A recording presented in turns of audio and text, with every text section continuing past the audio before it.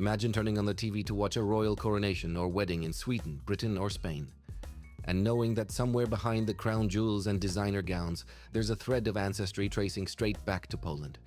Not just any Poland, but the Poland of kings, nobles, and one of the most powerful dynasties in early modern Europe. What if I told you that Polish royal blood runs through the veins of almost every significant monarchy in Europe today? That the influence of a once mighty commonwealth, stretching from the Baltic to the Black Sea, quietly lives on in the royal DNA of modern Europe? This is the untold story of how Poland, yes, Poland, helped shape Europe's royal families. Stay with me, because the deeper we go, the more astonishing the connections become.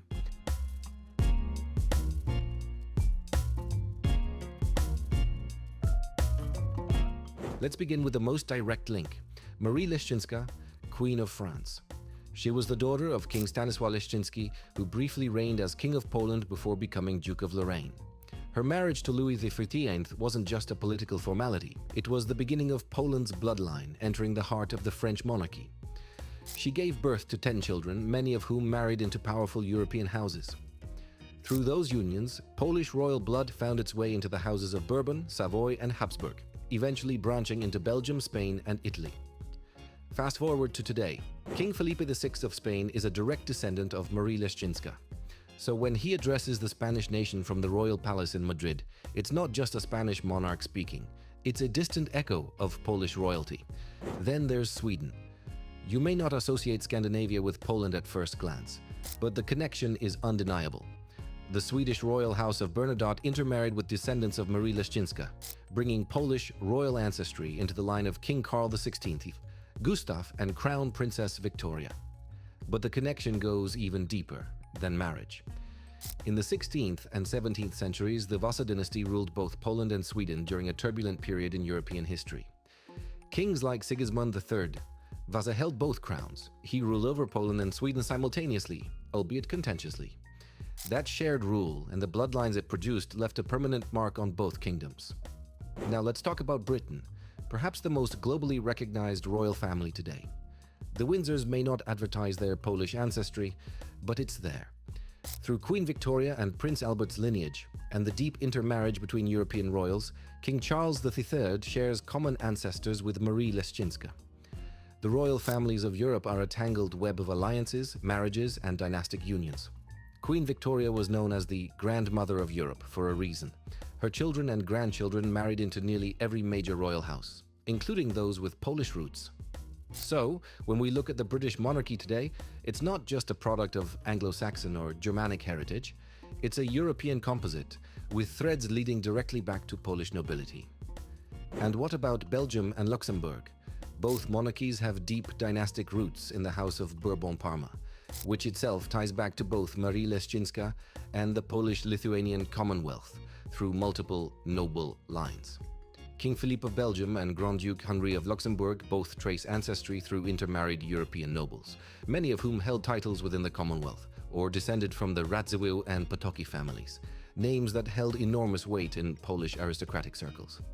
Speaking of Polish nobility, it's important to understand just how powerful the Szlachta, Poland's noble class, really was.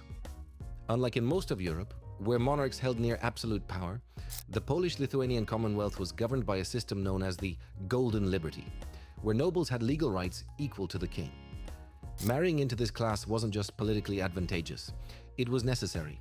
Monarchs from Austria, Prussia, and Russia often arranged marriages with powerful Polish families to gain influence or legitimize their claims.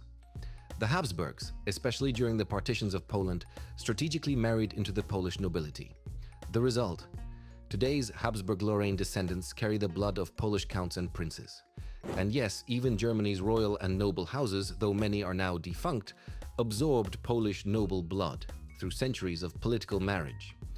The Saxe-Coburg and Gotha dynasty, which once ruled over the United Kingdom, Belgium, and Bulgaria, has Polish connections through German-Polish noble families like the Czartoryskis and Lubomirskis. The idea of pure national royal blood is largely a myth. These families were international long before passports and borders became the norm. Let's not forget about the dynasties born in Poland itself.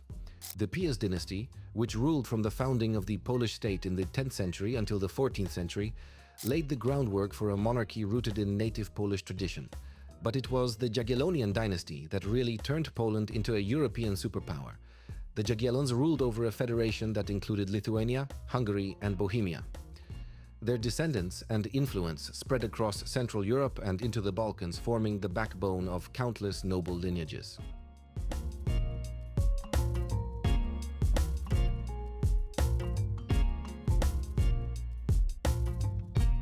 So why does this all matter? Because it reminds us that Poland was never a fringe player in Europe's royal history. It was central. While its borders have shifted and its monarchy dissolved, its influence continues, woven invisibly into the family trees of Europe's most powerful houses.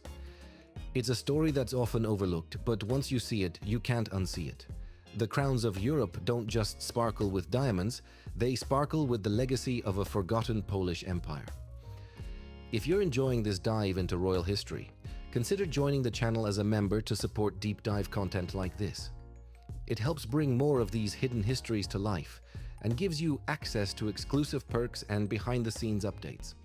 And if you love uncovering the secret threads of European history, hit that like button, subscribe for more royal deep dives, and share this video with someone who still thinks Poland was just a footnote in European power politics. The truth is, Polish blood still wears the crown.